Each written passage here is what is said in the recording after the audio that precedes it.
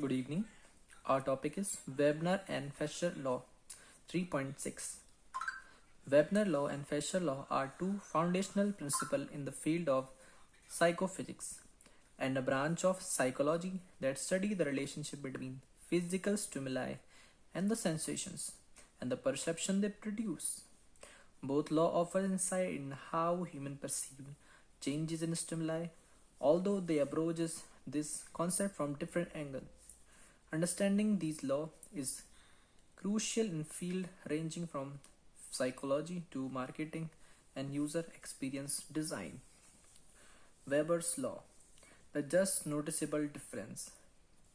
Weber's law, formulated by German physiologist Ernst Heinrich in the 19th century, is often described as the principle of just noticeable differences known as J&D. It states that the smallest detectable of differences between two stimuli is proportional to the intensity of the initial stimulus. In other words, to detect a difference between two stimuli, like two weight, sound, or light, the magnitude of the difference must be a constant proportion to the original stimulus. The larger the initial stimulus, the larger the absolute change required for difference to be noticed.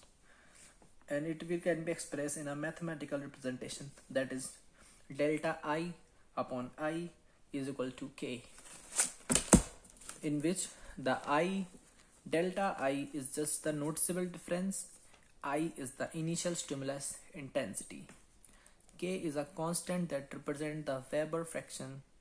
For instance, when lifting weight, the difference between 100 gram and 10.5 gram weight must be noticeable, but the difference between 10 kilo and 10.5 kilogram weight might not be.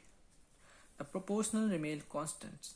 However, a 5 kg difference is 5% of the 100 gram weight, and the same 5 gram difference is only 0.05% of 10 kilogram weight. Weber's law is not limited to the sense of touch, although it is commonly associated with it. It applies across various sensory modalities such as vision, hearing, and taste. In each case, the ability to detect difference in intensity depend on the portion of the difference to the initial stimulus. Fechner's law, quantifying sensory intensity. In the psychologist Gustav Theodor Fechner built and Weber law by introducing a way to quantify the relationship between physical stimulus intensity and perceived intensity, while Weber law deals with the difference between stimuli. Fechner's law focuses on how the intensity of stimulus is perceived by the human mind.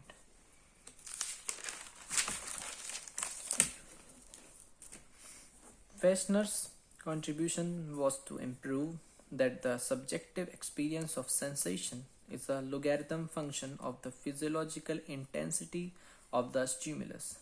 He extended Weber's work by suggesting that as the physical intensity of stimulus increases, the perceived intensity increases, but at a decreasing rate. This means that the subjective experience of the sensation does not increase, but at a decreasing rate. This means that the subjective experience of the sensation does not increase linearly with the physical intensity of the stimulus. Rather, the relationship of a logarithm mathematical representation of Fechner's law is equal to S is equal to K multiplied by logarithm power of I, where S is the perceived intensity of the sensation and I is the physical intensity of the stimulus, and K is a constant that varies depending on the sensory modality. Natural log of n represent the natural logarithm. Fechner's law suggests that if you double the physical intensity of stimulus, the perceived intensity will be increased in the perceived will be smaller each time. For example, if you are listening to a faint sound and the intensity is increased, you will notice a noticeable difference. However, if a sound is already quite loud, the sum intensity will produce much smaller increase in the prior loudness. Thank you.